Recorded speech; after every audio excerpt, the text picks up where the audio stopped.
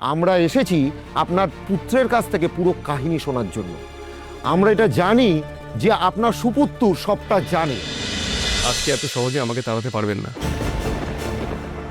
আমার সব প্রশ্নের উত্তর নিয়ে তবেই আমি এখান থেকে যাব। কেন কেন তোমাকে আমরা উত্তরটা কেন দেব শুনি? এই সুদেব, তুই একটা কথা কইবি নে, আমি আছি। তোর মা এখনো বেঁচে আছে, যা কথা বলার আমি কথা বলবো।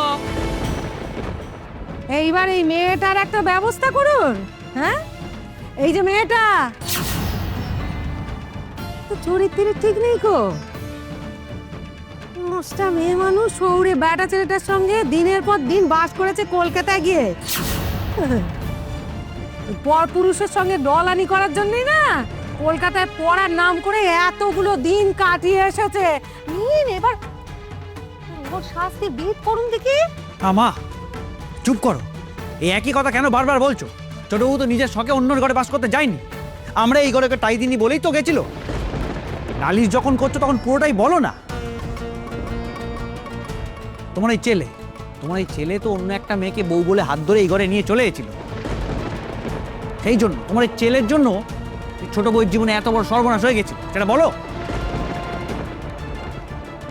বাহ, এ তো দেখছি গুণধর ছেলে একেবারে। আই বলে দে, চুপ কর, একদম চুপ কর তুই। আমার ছেলে তোর কি হয়? কেউ হয় না তোর? তোর নিজের মায়ের পেটে ভাই হয় না কো? একটা পরের বাড়ির মেয়ের জন্য তুই নিজের ভাইকে দোষিস? দুশবো না তো কি করবো? ও তো দুশবার মতোই কাজ করেছে। আমার তো ইচ্ছা করছে ওর থাবড় মেরে দুটো কাল লাল করে দিতে। শুনলে না সব জেনে শুনে গাপটি মেরে বসেছিল। আরে তোমরা কেন আজব আজব কথা বলছো বলো তো? হ্যাঁ, আর এদিকে যে তোমরা একেবারে আমার চাদ্দ করে দেবে সে আমি কি করে জানবো? আমি তো বলছি আমি রাগের মাথায় গড় ছেড়ে বেরিয়ে গেছিলুম, কিন্তু এর মধ্যে যে এত কাণ্ড হবে তা আমি জানবো কি করে? এই, একদম ভালো মানুষ সাজার চেষ্টা করবি না। তুই যখন বাড়ি ছেড়ে চলে গেছিলি তখন কেন লিখে গেছিলি যে আমার মৃত্যুর জন্য কেউ দায়ী নয়? সেটা কেন করেছিলি? সে আমার মাথায় তখন যা এসেছিল আমি তাই লিখেছি। আমি যা লিখেছি তার জবাব দিয়ে করতে হবে নাকি? চুপ! জবাব দিয়ে করতে হবে মানে 100 বার করতে হবে। এটা একবার ভেবে দেখেছিস যে তোর জন্য অ্যাক্সিডেন্টে যে ছেলেটা মারা গেল তার বাড়ির লোকেরা এখনো জানতে পারলো না যে তাদের ছেলেটা নেই?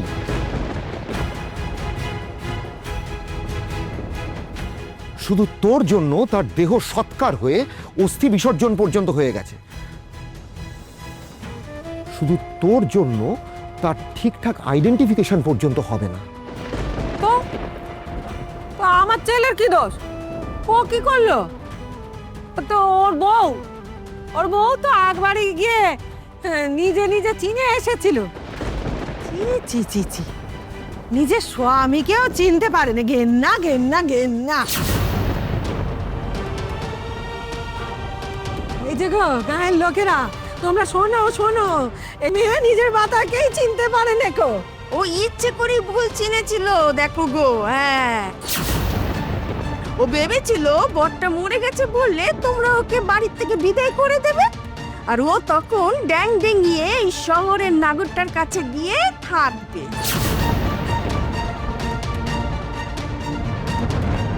তোমরা সবাই কেন এত আজে বাজে কথা বলছো? হ্যাঁ, ছোট বউকে দোষ দিয়ে মজা পাচ্ছ? ওটা যে সুদেবের বডি সে তো আমি বলেছিলাম, ছোট বউ তো বলেনি। ওই তো প্রকাশ আমার সঙ্গে ছিল সেখানে। প্রকাশ বল। হ্যাঁ, যে ভুলটা হয়েছে সে ভুলটা আমি করেছিলাম। ওকে জন্মস্তব দেখো আমি ভুলটা করেছি, এখানে ছোট বউয়ের কোনো দোষ নাই। ওর 70 বিভীষণ হয়েছে।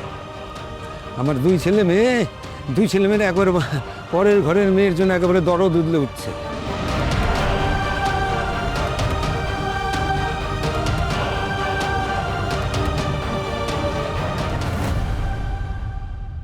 এই যে শুনুন ভাই, এই যে পুলিশ বাবু, অনেক হয়েছে, আপনাদের বলছি অনেক হয়েছে, অনেক তামাশা হয়েছে। এটা আমাদের ঘরের ব্যাপার, আপনারা এখন আসুন। আমার ছেলে একটা ভুল করেছে, মানে রাগের মাথায় ঘর থেকে বেরিয়ে গেছে, সে তো আবার ঘরে ফিরে এসছে, এটা আমাদের ঘরের ব্যাপার। আপনাদের তো এই ঘরের ব্যাপারে মাথা গলানোর কোনো দরকার নেই। আপনারা এখন আসুন তো, আসুন। আরে আপনাদের কি কাজ আছে? এরকম তো হয়, হয়েই থাকে। ঘরের বউ একটু মাথা গরম করে দিয়েছে আর স্বামী ঘর ছেড়ে চলে গেছে। এ আর নতুন কি কাণ্ড! মেয়ে মানুষ মানেই তো ঝামেলা, সংসারে থাকবে আর ঝামেলা হবে না, এ আর হয় নাকি? দারোগাবু, দারোগাবু, এবার আপনারা আসুন, আসুন। আমাদের এই ব্যাপার স্যাপার আমরা নিজেরাই মিটিয়ে নেব। আসুন আপনারা। দেখুন, আপনারা বললে তো ওরা চলে যাবে না। ওদের কাজ ওরা করবে। পুলিশকে আপনারা ডাকেননি যে আপনারা বললে ওরা চলে যাবে। ভাইয়া, তুমি ডেকেছো তো, তুমি বিদায় হও আর এনাদেরকেও বিদায় করো। বলছি তো, ওদের যাওয়ার নিয়ে আপনাদেরকে ভাবতে হবে না। ওদের কাজ হলে ওরা ঠিক চলে যাবে। শ্রাদ্ধ বাড়িতে নিমন্ত্রণ খেতে ওরা আসেনি, আমিও আসিনি, আপনারা এসেছেন। এবার আপনারা থাকবেন কি চলে যাবেন সেটা আপনারা নিজেরাই ঠিক করে নিন। বলি দারোগা বাবু, আপনাদের কি এখানে কোনো কাজ এখনো বাকি আছে? কি কাজ? আমার ছেলে তো তার নিজের ঘরে ফিরে এসেছে, আমরা খুব খুশি। আপনারা ওকে যে বাড়িতে খুঁজে এনে দিয়েছেন, খুব ভালো কথা। তাহলে এবার আসুন আপনারা। আর আপনার ছেলে যে কীর্তিটা করে আপনাদেরকে এতটা যন্ত্রণা দিলেন, তার স্ত্রীকে চরম দুর্দশার দিকে ঠেলে দিলেন, তার কি হবে? আপনার ছেলেকে তো তার শাস্তি পেতেই হবে। ওমা, এ কি কথা গো! আমার ছেলে কেন শাস্তি পাবে দারোগা বাবু? ও কি করেছে? শুনুন, এই মেয়ের কীর্তিকলাপ যদি আপনাদের কাছে বলতে বসি না, আপনাদের কাজকর্ম সব মাথায় উঠবে। সেই বউকে শাস্তি দিতে মানে উচিত শিক্ষা খানিকটা দিতে। ও যে ঘর ছেড়েছিল, তাতে তাতে অত দোষ নেই কো। ছেলেকে নয়, বরং ওই মেয়ে মানুষটাকে আরো বেশি করে শাস্তি দেওয়া উচিত।